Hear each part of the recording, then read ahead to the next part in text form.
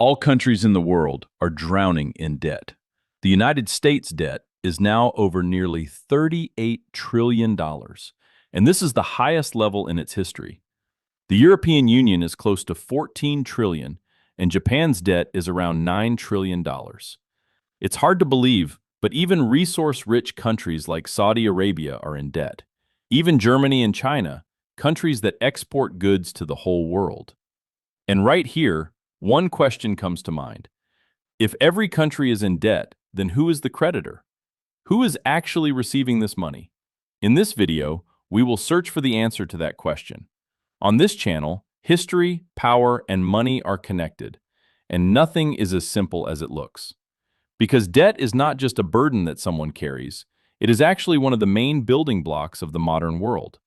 All the wars, all the crises, all the economic collapses, debt is at the foundation of all of them. And when you start following the structure of this debt, you reach a truth that feels extremely overwhelming. The world is not really in debt to one person. The world is in debt to itself. But right here, there is an important detail. Not everyone benefits equally. Right now, global debt is over $315 trillion. That is almost 3 times the size of the entire world economy. So how did we get to this point? The answer is not found in the biggest banks or on Wall Street. In fact, everything started with wars. In 1694, while England was fighting France, the country was running out of gold. The king, desperate, asked the merchants for help as his last hope. The merchants said yes, but with one condition. The government would have to pay them constant interest using future tax revenue. And because of that, for the first time, the government started spending money it didn't even have yet. To manage this system, the Bank of England was created. This might look like a simple financial move, but in reality, it was the birth of a new world. After all those changes, something new was created: government bonds, a debt document backed by the state, which can be bought and sold to someone else. This idea was so powerful and attractive that France used it too. The Netherlands improved it further. The United States used this system during the Revolutionary War to finance itself and survive. And over time, debt was once seen as a sign of failure. But instead, the more debt a country could take on, the more powerful it was considered. Because if a state can borrow money, it means it can prove to other countries and investors that it is trustworthy. Long ago, kingdoms would conquer land to find gold. Now, instead of conquering land, they were printing bonds. The strategy and the understanding of war changed. Swords and weapons were replaced by finance.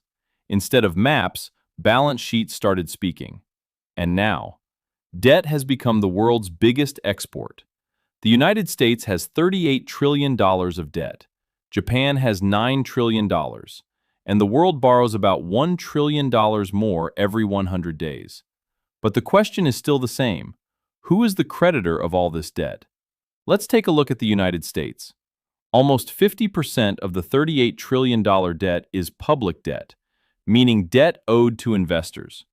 And most of those investors are American, such as banks, retirement funds, insurance companies, investment funds. And believe it or not, even the U.S. central bank buys some of this debt. The remaining part is held by foreign countries. One of those countries is Japan, which holds nearly $1 trillion, making it the largest foreign creditor. China holds around $800 billion. So yes, America is in debt to China, but only a little. In reality, most of this debt is owed to America itself. That's why the system is strange. America issues bonds. American banks buy those bonds. Then the Federal Reserve buys those bonds back and injects money into the market.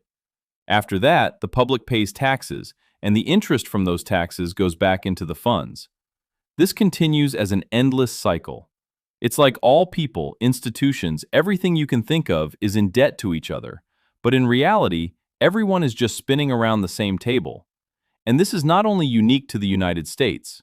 Japan lends massive amounts of money to the U.S. The U.S. uses the IMF to lend money to other countries. Europe gives credit to developing and growing countries. And developing countries invest their reserves into valuable U.S. dollar bonds. This system, is a connected global system that circles around itself. Every country is holding the other's hand. Imagine yourself at a big poker table. Everyone is borrowing chips from the person next to them. And the reason the game keeps going is simple. Nobody stands up from the table. The strongest part of this story is this. The ones controlling the game are not governments. It is the markets. The institutions holding the bonds. Hedge funds, central banks, massive investment firms. They are the ones deciding which country can borrow cheaply and which country must pay high interest just to survive. And when trust disappears from the markets, currencies collapse, governments fall, and countries suddenly reach the point of bankruptcy. Democracy decides who gets elected, but the markets decide who survives. The real brain and heart of this system is the central banks. Central banks don't just manage debt, they produce debt. The Federal Reserve and the European Central Bank buy bonds, and in return, they print and create new money.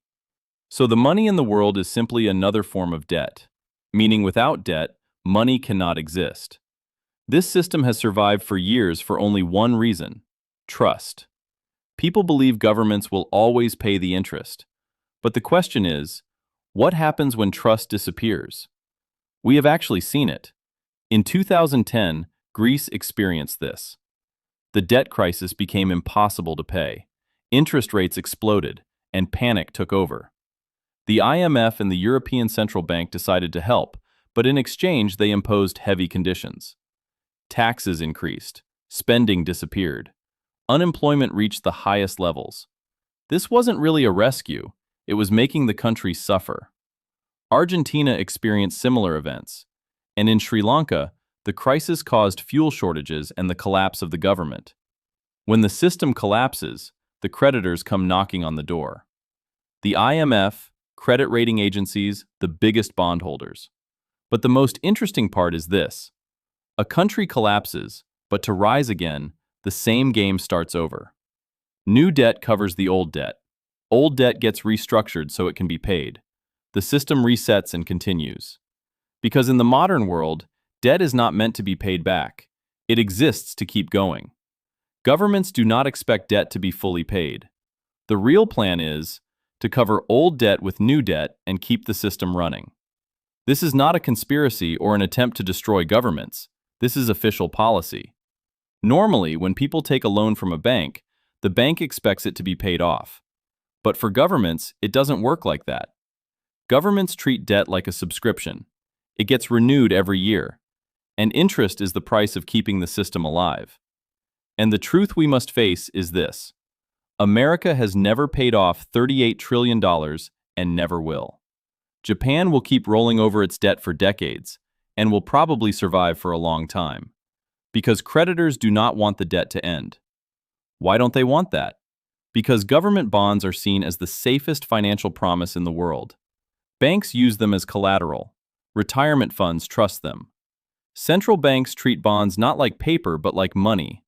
It may sound strange, but if America somehow paid off all its debt, the world economy would collapse instantly, because the most trusted thing in global markets would disappear.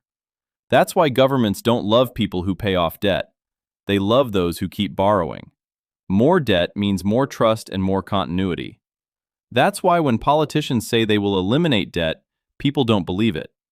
But the most critical point is this. Even though this system looks like everyone owes themselves, the profit is not equal. Interest always flows upward, from the people paying taxes to the institutions that hold the debt. Debt is not just something between countries. It is a transfer mechanism between social classes. That's why as countries and institutions borrow more, inequality grows everywhere. So whoever holds the debt wins, and whoever pays it off loses. And in the end, there is no single villain at the top of this system. Not just China, not Wall Street, not the IMF. Everyone is part of it, and unfortunately, so are we. The modern financial system turned debt into money. Governments produce bonds. Banks expand the system as much as possible. Investors believe in the state and trade them. And the public lives inside this structure. In the past, debt meant slavery. Today it means balance, wealth, and trust. But if that balance ever breaks, we will understand what debt truly means. Because debt, in its simplest meaning, is a promise, and no promise can last forever. If this video taught you something and satisfied your curiosity, don't forget to subscribe. If you study history, you can learn everything, and I will show you where to begin.